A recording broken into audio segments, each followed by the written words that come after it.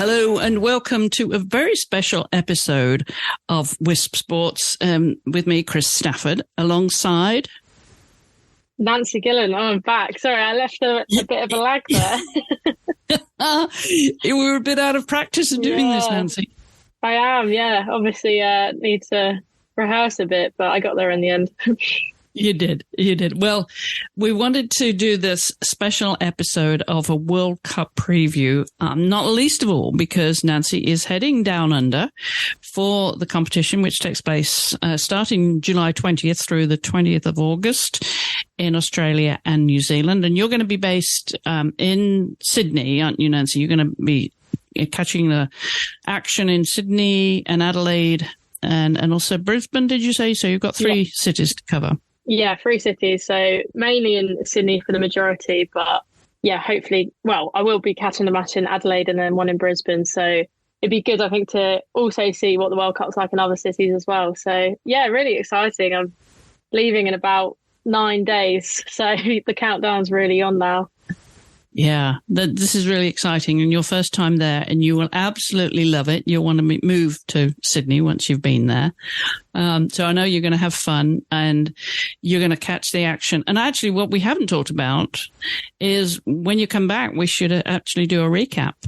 Yeah, that's a really good idea. I mean, hopefully we'll be coming back and talking about England winning. But yeah, we should definitely catch up and do that then. I would like to do that. So let's set the stage first of all, because as I said, it starts on July 20th and it runs through the 20th of August. And there are 32 teams, did you say? 30 teams for the first time competing, 32 nations. 30, yeah, so they've expanded it to 32 teams. So previous tournaments, I think it was 2015 and 2019 were both 24 teams. So, yeah, I think kind of the thinking behind it is as women's football grows, more and more countries are kind of at that level where they can get involved in the World Cup. And obviously it encourages federations to invest in their teams if they've got more of a chance to play in the World Cup. And I think it just makes for a more entertaining tournament all round. You know, it's always good to see a range of teams and there's more chance for upsets. So, yeah, we'll be seeing 32 teams, which is great. Yeah, because as we know, it's grown as a sport incredibly, and not least of all since 2019, when you think of what happened there in France for that last World Cup, increasingly popular. And we've seen more teams get involved and more international, tougher international competition, wouldn't you say? I mean, not just at club level, but when you get to these international competitions, it is really, really competitive now. And so we're going to get your predictions. But before we get as far as the predictions, let's start with an explanation of the groups there, because there's 8 groups, Nancy, where they all start in their own groups, don't they? So talk a little bit about that, how that format works and how they work their way then right through to the final stages. Yeah, sure. So, yeah, like you said, it's 8 groups. So 4 teams in each group. It's basically a round robin competition in the group. So you play each other team once. And then it's the best 2 teams from each group will progress forward. I think we've seen in previous tournaments, you know, like the best of the worst. So some of the third place teams can sometimes get through, but this one, it's best 2 teams from each group, like pretty simple. Then you hit the round of 16. So that's essentially, as in the name, the 16 teams that made it through from the group stage. And then the quarterfinals, the semi-final, and then the final. So yeah, quite straightforward, but it's kind of, I think every team will just be hoping to get out of the group stage and into the knockouts. And yeah, that's when it starts to get really exciting. Yeah, it certainly does. But of course, it's like a tennis tournament or any other sport, isn't it? That somebody who's a favorite or one of the favorites to get through gets knocked out in the group stages. You know, accidents do happen. I shouldn't call them an accident, but you know, they go against the odds sometimes, don't they, and get knocked out in the early stages, and that's a real shocker. Yeah, exactly. And I think, I mean, it's definitely one of the best things I think about international football when you get those upsets. And like you said, I think the knockout nature of that just it makes it like quite likely. I think in every tournament you'll always get at least one big upset because it's essentially just 90 minutes of football, and you can't really draw. It has to go to penalties, it has to go to extra time and then penalties. And I think there's just potential for a lot of like shock results and results like that. So I absolutely love the knockouts. So I think every team is just going to be hoping to get to that stage. And just thinking about that, when you get through to extra time and then the penalty shootout, and then you look at the duration of the tournament and how demanding that is physically on a team. And I know they've got substitutes, they switch out and so on. And they, obviously want to save the legs of the best players and the ones that they're going to need, right? When it comes to the final showdown, so to speak. But it's preserving those players. And it's a very tiring tournament, isn't it? When you think of how many matches they have to play. Definitely. I think that's kind of one of the big challenges to managers is how they deal with their team and their squad. I think a lot of players will be used to playing every weekend and maybe having a midweek game, but kind of having the matches in the space of like every 4 days or so is a lot. And also because every match counts, it's very high intensity, very competitive. It's kind of up to managers really to, I guess, use their squad well to rotate and make sure that, keep players happy, keep players fit. And if a match does go to extra time and penalties, that they've got the players that can use that. I think that's quite interesting when you look at England, because as we know from the Euros, the manager, Sarina Wiegman, kept the exact same starting 11 in all our matches. Yeah. And I think there was a stat there that was like the first international football tournament that had ever happened, because it is a really unusual thing to do, because it is very taxing on players. Normally you have teams starting 11s change from game to game, even if it's just one or two players. So to have the same 11 every single game is a massive rarity. But that's obviously the kind of tactic she uses. But I think a lot of managers like to rotate a bit to keep players fresh. Do you foresee her doing that again in the World Cup? I think it could be out of her control, because she was so fortunate for the Euros that there were no injuries. No one got 2 yellow cards in a row or a red card and was suspended for the next game. And none of her starting 11 got COVID either, because during the Euros, there were a lot of COVID cases and people couldn't play. And England did have a COVID case, but it was the third choice goalkeeper, Hannah Hampton. So it didn't actually affect the starting 11 or the substitutes. So I think she was actually really lucky to have a starting 11 go unscathed throughout the tournament. And I'm not sure if she'll have the same luck. So I think even if she wanted to stick with that, she's probably going to be forced to make some changes just because of injury or, like yellow cards and that kind of thing. I think even if she wanted to stick with that tactic, I'm not sure if she's going to be able to. And she's one of how many women coaches on this World Cup? Do you know off the top of your head? Because there are a few. I don't know off the top of my head, but there's definitely a few. The Swedish, is it Brazilian? Pia Sundhage is the Brazilian coach now. Mm-hmm. She's quite a pivotal or a significant coach because she's also managed Sweden. I know Ireland's coach Vera Poor, she's another one. I'm just trying to think off the top of my head. I'd say that there's quite a high proportion, but you maybe expect a few more. Well, that's really good for the sport, of course. Let's go to those groups just to kick us off here, because we've got New Zealand, one of the host nations, that are in Group A, and in Group B, Australia. They're going to be playing in Auckland, Eden Park, and in Sydney, respectively.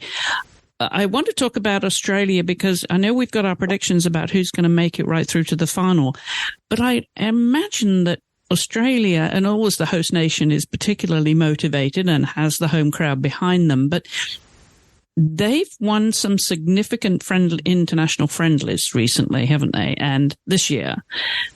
Do you think their squad is strong enough to go all the way?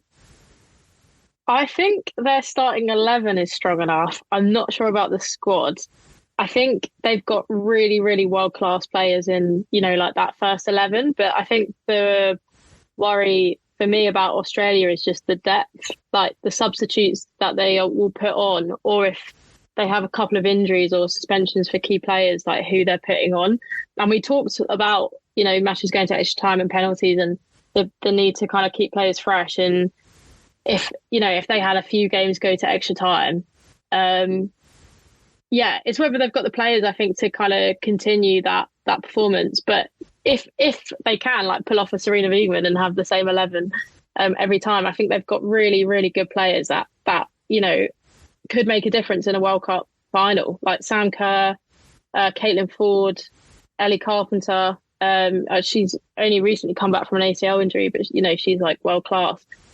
They've got so many players that are really good, but it's just whether I think there's definitely squads in the World Cup that have more depth. For England is a good example. I think the US is a good example, but I definitely think they cause problems. And home advantage is massive. I mean, we saw it with the Euros again with England.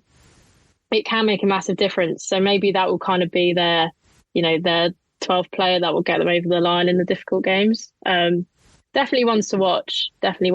Yeah. And in their group is Canada, Nigeria, and Ireland. So I would imagine it would be Canada and Australia that would go through. Canada have been look at them last World Cup, super competitive. And they're not a dark horse by any means, are they? I mean, they're going to be one to watch. Yeah, definitely. I mean, Olympic champions as well. That's such a hard tournament to win, I think, as well, because it's pretty small. Everyone's very good. And again, they've got really kind of star players among their team. I think maybe the only thing that could hinder them is this dispute that they've got going on with their federation. I don't know if that will be in the back of their heads, or maybe it might work the other way. They feel like they have a point to prove. But that's they're definitely kind of up there. And I mean, I'm kind of my parents are Irish, so I've got a bit of support for Ireland as well, definitely during the tournament. And I'm hoping they can pull off an upset against someone, but it's hard to see anyone. I think it's Australia and Canada going through from that group, because it's kind of hard to see Nigeria or Ireland pulling off an upset against those two teams. And just to go back to Group A, as I said, New Zealand's in there. Who do you see coming through from that group? Oh, it's an interesting one. I would immediately look at Norway just because of the calibre of players they've got. Again, Ada Hegerberg, the striker, Frida Mornham, who's been amazing for Arsenal, Guri Reiten's been amazing for Chelsea, Graham Hansen and Ingrid Engen, they're both Barcelona players, the best team in the world. But we saw at the Euros last year, they completely flopped with that team. They didn't even get out of the group stage, which was a bit of a shock. But I can see Norway beating the Philippines and Switzerland and New Zealand. I can see them winning that group, but you just don't know which Norway are going to turn up.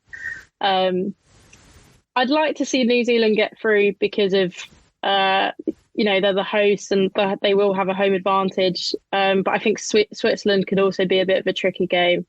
Unfortunately, I can't see the Philippines going through, but I'll go out on a limb and I'll say Norway and New Zealand going through from Group A.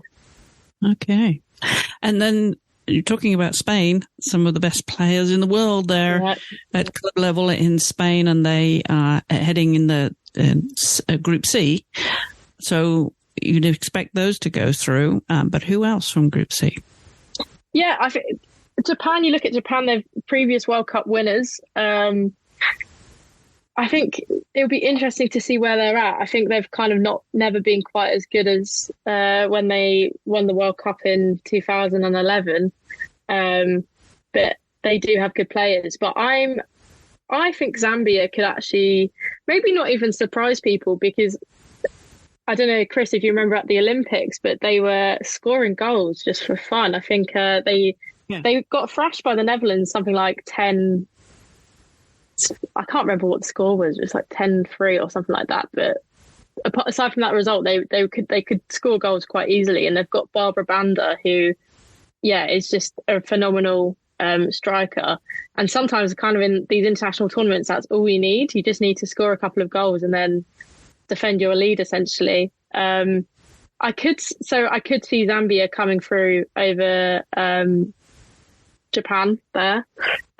Costa Rica, I'm not too sure. I think there's teams that are like Costa Rica and the Philippines who are kind of quite new to the World Cup scene who I think, they might be difficult for teams, but I'm not sure they're going to get through. So I'm going to go Spain and Zambia from Group C, I think. But that will be a bit of a shock if Japan go out at that stage.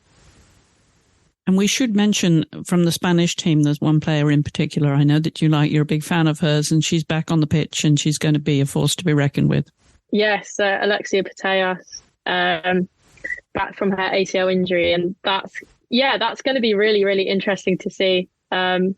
She missed the Euros, of course, because she tore her ACL just before the tournament. So I think this is kind of her first big international tournament when people know what she's capable of. She's kind of regarded as the best player in the world, and this is the first international tournament she's played where she's had that kind of status. So I think all eyes will be on her, and there will definitely be pressure for her to kind of lead the way for Spain, but I think she's more than capable. I would say as well, Aitana Bonmati, who's another Spanish midfielder who plays for Barcelona. She's been really good for Barcelona this season. So I think if she had a good World Cup, she could definitely be in the conversation for a Ballon d'Or, or at least kind of, one of those awards which recognises her being the best for that year. There's a lot of scary players in Spain. They're always a team I think you want to avoid. So it's going to be fun to watch them and see how they do. It certainly will be. And then in Group D, you've got England, Denmark, China, and Haiti. And I know England play Haiti in their opening game. Who do you think is going to come through those from those two? I mean, I would speculate England and Denmark would be the strongest. Yeah, I think I think I agree with that. And this is no bias, but I would be really, really surprised if England didn't win that group. I think that would be a bit of an upset. I can see them beating all three of those teams. Denmark, I think they're kind of a mixed bag. Obviously, you have Pernille Harder, who has just moved to Bayern from Chelsea, and they've got a lot of other kind of players that play right at the top of women's football. China's just a bit of an unknown. I haven't really watched them much, and there's very few Chinese players that play outside of the Chinese league, or at least in the WSL and the European League. So it's hard to know, to be honest, with China. I mean, traditionally, they're a bit of a World Cup powerhouse as well. They've, previously won the tournament, and it's hard to know, like, how they do, to be honest. Haiti making their World Cup debut, and they have a great player, Melchi Dormane, who has signed for Lyon for next season, so she'll be playing for Lyon. And she's great, and a bit of a goal scorer, similar to Barbara Banda, who I was talking about earlier. But I just think she's kind of a bit too isolated as a really, really good player among kind of maybe her teammates are not quite at the same level. So I don't think they'll go through, sadly. But yeah, I think England and Denmark, but with China, it's a bit of an unknown. So they could also potentially maybe squeeze through. Okay. Then moving on to Group E, we've got a USA and Vietnam, the Netherlands and Portugal in that group. And of course, we'd like to think that USA will come through. Here goes with my prediction, because I don't think we've got the squad that can win the World Cup this year. My money's on England. Okay, I'm putting it out there. My money's on England. Only because my confidence is so much in Sarina Wiegman. I mean, I just think she's the best coach in the world. And I don't know. I'm putting it out there before we get to your predictions, because you'll see a little bit different possibly. But I know your loyalties will be with England. And my loyalties, as we know, are split between England and the USA. But I somehow don't think Well, I think our team is transitionary. The US team is transitionary team. Of course, we've got a lot of experience there with Megan Rapinoe and Alex Morgan and Rose Lavelle, of course, who scored that winning goal in France. There's, and they brought Kelly O'Hara in, which is great. There's a lot of great experience there, but I don't know. What do you think? I personally, I don't want to jinx it because then I feel like they're going to win. I think in previous World Cups, you've looked at the US and it's been like, these are the solid favourites and this squad is more than capable of winning a World Cup. And I think the US squad this year is really good, and any team that come up against them are going to be concerned. But I think there's better squads, essentially, and better coaches. And we've seen them beaten this year. We should add that's where my reservations come in terms of them being in transition, because they have been resoundingly beaten. Quite a lot as well. Yes. On more than one occasion. Yeah. I think that fear factor has disappeared a little bit. I think it's certainly disappeared for England after we beat the US at Wembley in October last year. That kind of, for me, was a big milestone. I think it kind of got rid of the fear factor. It was the turning point, I think. It really was the turning point. They were no longer king of the castle or queen of the castle. Yeah. And like I said, I think it's a squad stacked with talent. I think people like Sophia Smith, I think, are going to have massive World Cups and kind of come through as like the next generation. And Rodman. Yeah, and Rodman. And maybe, is it Alyssa Thompson as well? Thompson, tremendously promising. And her debut, of course, yeah. So, I think it's probably going to be like a good showing, and the players that play is kind of more building towards the next World Cup, where all these players are going to be, absolutely peak. They've already had a World Cup under their belts and can really go for it. But yeah, like I said, I don't want to jinx it, but I'm not expecting the US to win it. That's okay. But we've put it out there early. We're only talking about the group stages here, and I know they've got a relatively easy start. They're playing Vietnam in their opening game, but there's also the Netherlands and Portugal, and nobody can ever overlook the Netherlands after what Sarina Wiegman did with them before she moved to the Lionesses. Yeah, agreed. I think for what it's worth, I think the US will win that group stage. The Netherlands, I think, always have a chance. The finalists from 2019. I think Viv Miedema being injured is a bit of a blow, but they've again got like loads of really, really talented players that can come through. I think Portugal is really interesting because I don't know if you caught any of the Lionesses friendly with Portugal. We played them last weekend. Yes, the highlights, yes. Yeah, and I don't think England played well, and I think it was very much an experimental match for Sarina to try out things, and that's probably why we weren't as good as we normally are. But I was really impressed by Portugal, particularly defensively. Like, they didn't really have too many efforts on goal, but defensively, and their goalkeeper as well, they were just, absolutely brilliant. And it just kind of put a bit of a thought in my head that I think previously I would have said, US and Netherlands from that group. But if Portugal can put in a performance like that, at least against the Netherlands, and then beat Vietnam, they could be going through a second place. So potential dark horses there. That's kind of just based off that match against the Lionesses, but I was really impressed by them. Surprised. Yeah, and I think that's going to be a tough game for the US as well, to be honest, because I think if Portugal can get out a draw against the Lionesses, they will be confident they can do it against the US too. So I think, again, unfortunately, I feel like Vietnam, this is probably at the moment just a step too far for them. Another team making their debut, but I think that they're hopefully kind of hold their own at least against their opponents. But I just can't see them getting enough points to get through. But a wonderful experience for them. So let's move on to Group F then, because in there we've got France and we've got Brazil. Yeah, this is a great group. Like this group, I'm really looking forward to just watching matches from this group. Brazil, I think it's weird to say Brazil are dark horses, but I feel like they've kind of like fallen off when you talk about the best teams at the moment, I think they've kind of, obviously they've always been up there. They've always been really good at, in women's football. But I think in recent times they've kind of fallen out of that conversation.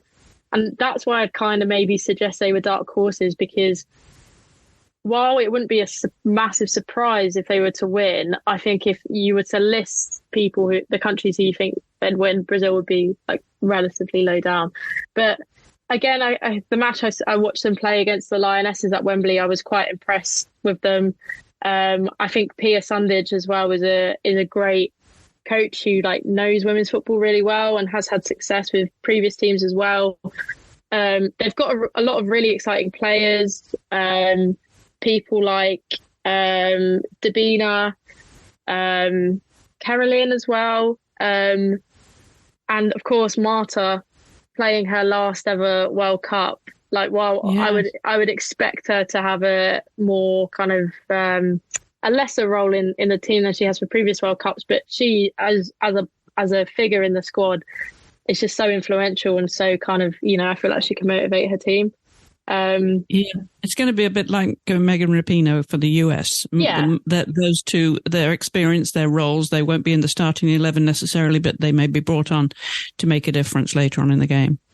Yeah, for sure. I think it's just that figure that maybe some of the younger players can kind of like look up to, and she can share her experiences. And I'd absolutely love, for Marta's sake, for them to go far in the tournament. I think that would be amazing and a really fitting end for a legend of the game. So I think Brazil are definitely ones to watch.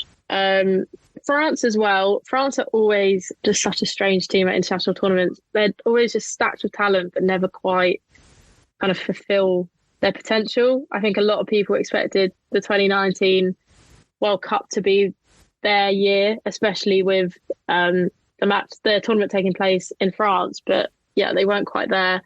But they've obviously had an interesting situation with their manager, who a few players essentially went on strike and they got rid of the manager they didn't like. And they've now brought in Hervé Renard, who this is his first job in women's football, but he's managed teams at the Men's World Cup. So he's kind of come over from men's football, where he's done a lot of international football. So I think that will be interesting. But yeah, they've got so many good players that I think, yeah, they're cause problems, but they always just never seem to quite, live up to their potential in tournaments. So I don't know whether this year will be any different. Because Jamaica as well. Jamaica in that group, I really think they potentially could, again, maybe not progress, but just draw against the team or cause a bit of an upset against her team. And Bunny Shaw, who plays for Man City, has had an amazing season with them in the Women's Super League. She's finished second in the Golden Boot race, but she's still scored like 20 goals, which for one season is pretty impressive. So potentially, Jamaica could maybe pull off an upset. And then Panama, again, unfortunately, is kind of just one of those teams making their debut, and I don't think will progress. But yeah, it's great for them to get that experience. So France and Brazil are your teams going through then from Group F? Yeah, I think so. But I think Jamaica will put up a really good fight. But yeah, Brazil and France from there. Okay, well, here's another interesting one, Group G, because it has Sweden and Italy and Argentina, as well as South Africa in there. Go ahead, predict that one, Nancy. I think Sweden first. I think they're by far the strongest team there. Reached the final of the Olympics, which is while it was a couple of years ago. That's quite good going, and then obviously got to the semis of the Euros last year as well, although they did get beaten quite significantly. But they've got kind of really big players like Ostina Blackstenius plays for Arsenal, Rolfo plays for Barcelona, Aslani plays for Real Madrid. They've got really kind of big players, so I can see them definitely winning that group. But between the other three, I really don't know. I think that's really hard to call. I'd say maybe Italy, but again, Italy have always just been a little bit disappointing at international tournaments. It's really hard to call, really hard to call. I'd say Italy, but I think Argentina, I remember they were quite resilient at the last World Cup, and then South Africa as well they've kind of been around, this isn't their first World Cup. They've had quite a lot of international tournament experience. So yeah, I don't know. I'm going to say Sweden and Italy, but I think that's the one where I'm most likely going to be wrong. Okay, let me just balance that out then, because I'm going to say Sweden and Argentina. Okay, yeah, I think that's fair.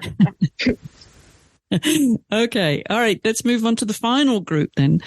Group 8, which is Group H, and in that is Germany, of course, and I'm not going to take put words in your mouth, but tell everybody how you feel about Germany and who's going to go through there. I think Germany will definitely win that group. I will. Can I say my prediction? Should I say my overall prediction? Absolutely. Yeah, Germany for me are my winners. Just because I think they've got an absolutely stacked team in every position. If they've got Alex Pott fit throughout the whole tournament, I think they could definitely cause some damage. I genuinely do think that if Pop was fit for the Euros final last year, it could have been a really different story. I think the fact they had that striker missing was massive for them. So I think if they can kind of keep her fit, she could be massive for them. But players like Lena Oberdorf in midfield, they've got loads of really young attackers as well, and a really strong defence. They've got a choice of keepers that they could have. I think for me, they've just got that team, but also squad depth that could definitely win. And we've seen them go far in a tournament really recently. So it kind of, the way I've predicted the tournament to play out, it will be England, Germany in the quarters, and that could go either way. I think it's quite evenly matched, but I could see Germany winning it and then going on and potentially meeting the US in the final and beating the US in the final. So for me, I would love England to win, and maybe it's just me being a little bit pessimistic, but definitely outside of England, Germany are my favourites. So I think they're 100% going to win that group that they're in. And they have a female coach too. They do, yeah. So that's I can't remember her name badly right now. Ingrid. I want to say it's Ingrid. I'll look it up really quickly. Right. It's Martina Voss-Tecklenburg. Martina, that's yes. it. Yeah. I think Ingrid, Martina. There we go. So very, very, very competitive, and always a real danger at any level. Any part of the world, not World Cup or Europeans or Olympic Games. So just going back to England for a moment. I think anybody who's listening to this will know that we've lost two of our star players with Beth Mead and Leah Williamson, the captain, out with ACL injuries. On the men, though, they're both looking pretty good. Do you think they'll be back in time for the club season starting in the fall? I think so. I think I think Beth Mead has only just missed out on making the World Cup by probably only about 6 weeks, and I think obviously it was of detriment to her that the season ended, and then she didn't necessarily have the time to get back playing and fit. So I think she's only just missed out. So I think she will definitely be back for the start of the season. Leah, I'm not sure. I don't want to speculate about people's injuries, but she definitely seems to have a different timeline to the players that have done just kind of your typical ACL. She didn't really seem to be on crutches at any point, and I don't know, maybe if she's had more of a partial tear. Again, I don't want to speculate, but she seems to be kind of more forward in her recovery than others. So I'd like to think that she could be back relatively soon after the start of the season, like before Christmas would be great. So hopefully. How much do you think their absence from the squad is going to make a difference? I think Leah Williamson is probably going to have more of a difference because of her role as captain, and the fact she's quite versatile as a centre back. But Sarina's also played her in midfield, which has also worked quite well. So I think her leadership, especially kind of having come off the back of leading a team to an international tournament win, to have that experience, she knows what to do. She knows how to get a team to get to that point. So I think it's a blow to lose that experience for a tournament. And then, just her versatility as a player, because we've got other centre-backs, we've got other midfielders, but I think she just offers something on the pitch that is quite unique. So she will be quite a big blow. And Beth Mead is a blow, especially because she scored most of the goals at the Euros. But in terms of kind of attacking talent, especially on the wings, England are just stacked with talent. So kind of if you wanted to lose a player anywhere, that's the position. Like, you've got Lauren James coming through, who has been amazing for Lionesses and Chelsea. And you've got people like Chloe Kelly, who was a sub during the Euros, but could definitely be kind of a starting 11 player. So while I think it will be a big blow in terms of Beth Mead, I think her attacking output can be quite easily replaced. Has the captain been named? Yeah, so Millie Bright is captaining. She was vice captain before, I think, so essentially she's just been promoted. And she seems a very steady, consistent presence on the team too. I'd imagine she'd be a great leader. Yeah, I think so. And I think it's, again, like quite a key member of the Euros winning squad, which is important. And for me, I just like it when I think captain should be defender or keeper when, you're at the back. You're a very vocal player, which she definitely is. Like, you'd see her shouting and screaming at players quite a lot. So she's definitely kind of a loud player on the pitch, which I think is important. So yeah, I'm quite confident she will definitely do a good job as captain. Well, let's look at the groups. Which players there's so many players to look forward to watching them. I mean, you've watched a lot of them in Europe, of course. They're playing for English teams or elsewhere in Europe. You've had a close watch over them. And I don't know, you're just spoiled for choice. There's so many good ones. But are there any in particular that you're excited to see do battle, and with whom? Yeah, I think definitely Lauren James for me, I think, is the one in the England team. I think it's interesting, the Portugal game, she was played as a number 10, so like an attacking midfielder, which she normally has played for the Lionesses previously on the wing. So it's quite interesting to see her in that midfield position. For people that haven't watched Lauren James play, she glides with the ball. She doesn't run, she glides, and she can get past essentially any defender, really. So I'm interested to see her. I think, watch her play against some of the world's very best, in the Champions League and stuff. But I think to see her against just, continuously against the world's best defenders, I'm interested to see that. I've mentioned Bonmati in Spain. I think her in midfield, I think she could have a really big World Cup as well. I mean, like I said, Sophia Smith, I think for the US, I think she's going to be, I think, really interesting to see her play. And then Lena Oberdorf as well for Germany, like more of a defensive midfielder. Yeah. I think she had an amazing Euros, and she's so young. I think she's only like 21. Yes. Just right at the start of her career, and is just such a phenomenal player. So yeah, they're some of the players that I'm really looking forward to see. I'm going to throw in Trinity Rodman, because Trinity and then Sophia up front there, I think, is going to be dynamic. And then you've got the veteran in Alex Morgan, who's always where she's meant to be. I think can polish things off. But, these two youngsters coming through that midfield, when they're on a run, I think, they're the American version of the Sam Kerr finishes, or there were so many to choose from. I have to say, the wealth of talent in the sport now is just, it's a beauty to behold. It really is. It's just so much fun to watch. So many talented players coming through, and then you think about those that are not on that squad and not on going to Australia and New Zealand to play for their country yet, and so many coming through, waiting in the wings.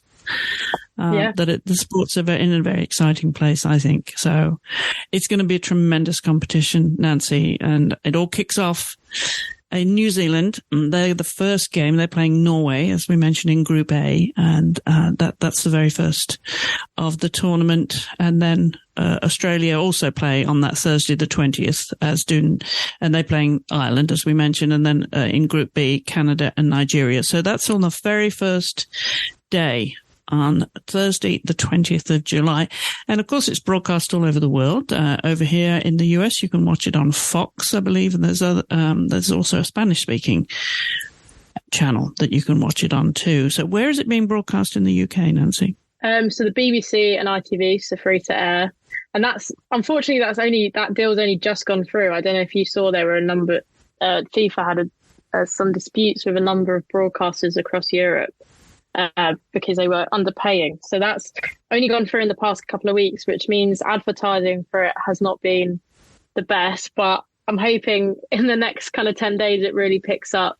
And yeah, it being on free-to-air TV, like the BBC and ITV, is really important anyway. So I'm glad they finally reached a deal.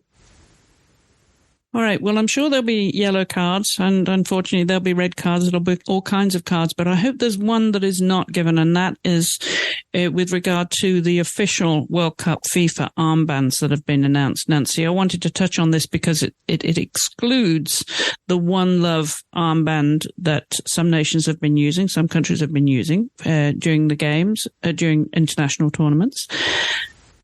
What's your thought on this? Because I think they've got a choice of them. I think it's 8.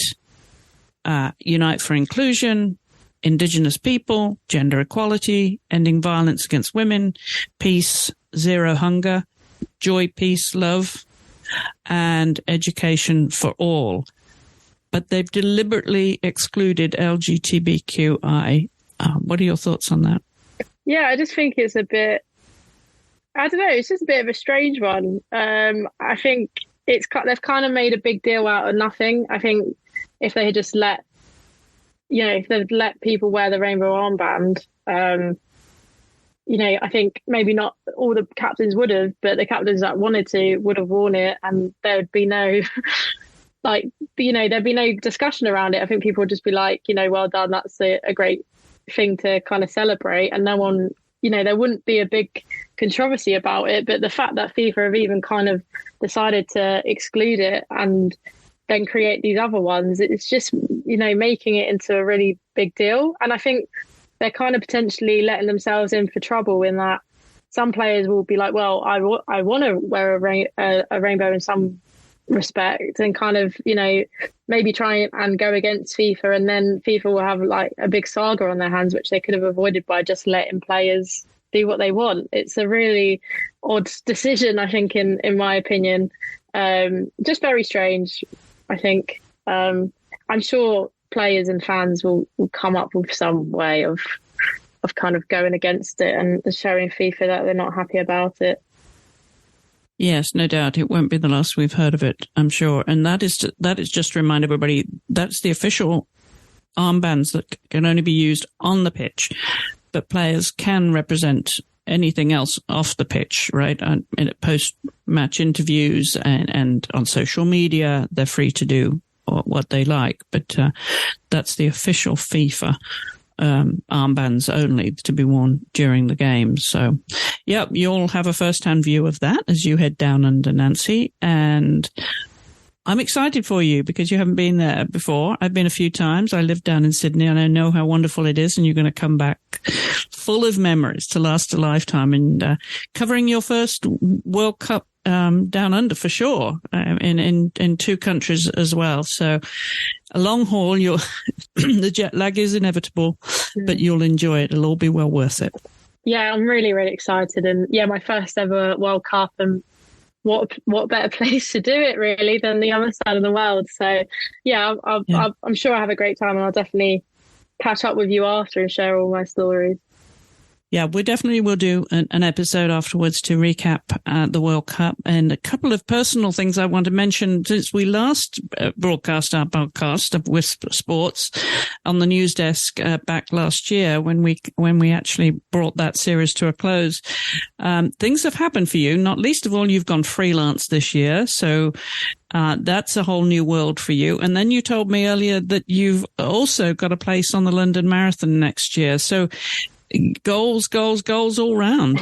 Yeah, I mean, I literally found out about the London Marathon probably about an hour and a half ago, because they've sent out all the emails today.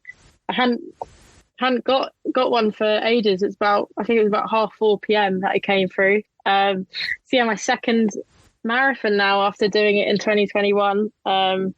Which I'm really excited about, because I think the years in between that I didn't do it, I did feel a bit like, I wish I'd actually quite like to do it again. I'd obviously forgotten the hardships of training for the marathon, but that's really exciting. And yeah, going freelance as well. So I'm currently with my current role, WiSP Sport, my old current role, for 20 hours a week. So I'm kind of exploring other opportunities as well, which is again really exciting. So, and you're writing a book. Yeah, I am writing a book as well. So that should be coming out in July next year. So when I get back from the World Cup, that is definitely going to be my main focus, because it's going to get sidelined for a little bit. But yeah, loads of exciting stuff coming up. Really exciting. It's all happening. Well, maybe when you come back, you can tell us more about that book that you're writing, but we'll keep it under wraps for now, keep people in suspense. Also, since we were last doing this, Nancy, I did a little bike ride. You did, yeah. It looked amazing. How was it?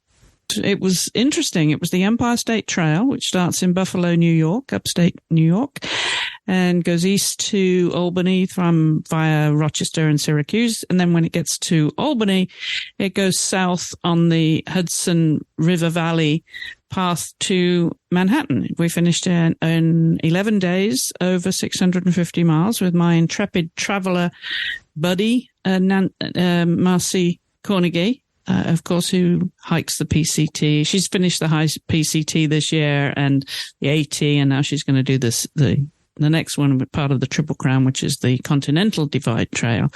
So she's a serious hiker, but she's also a very determined biker too now, and she's accompanied me on these rides. And so we had fun. We had fun, and it was very exciting finishing in New York City, I have to say. So, yeah, on to the next one. I think the next one for me, I think is going to be in Nova Scotia next year. So that's what I'm researching at the moment. That'd be really cool. So, yeah, while you cycle, I'll be running. Yes, indeed. Virtually train together. Yes, we absolutely will. All right, well, it's been great to catch up, Nancy. Thank you so much for doing this. Yeah, thank you for having me. And, yeah, always fun to chat women's football. For sure. And I know you'll be in seventh heaven down under and have a time of your life and come back and share all the memories with us on the next episode. I will do. Thank you. That will be a special review of the World Cup that we'll be bringing you here on WiSP. So do join us then. But for now, thank you for catching up with us and stay tuned, because there's lots of other episodes. If you've not found WiSP before, we've got a back catalogue of over 1,000 episodes right across all sports for women. So it's still there, even if we don't broadcast as regularly as we did in the past. But there are more shows coming up. I'm going to do one with Nancy. Not just with Nancy, but also with Marcy coming up soon. So stay tuned for that. But for now, thank you for joining us, and I hope you enjoy the World Cup. Goodbye for now.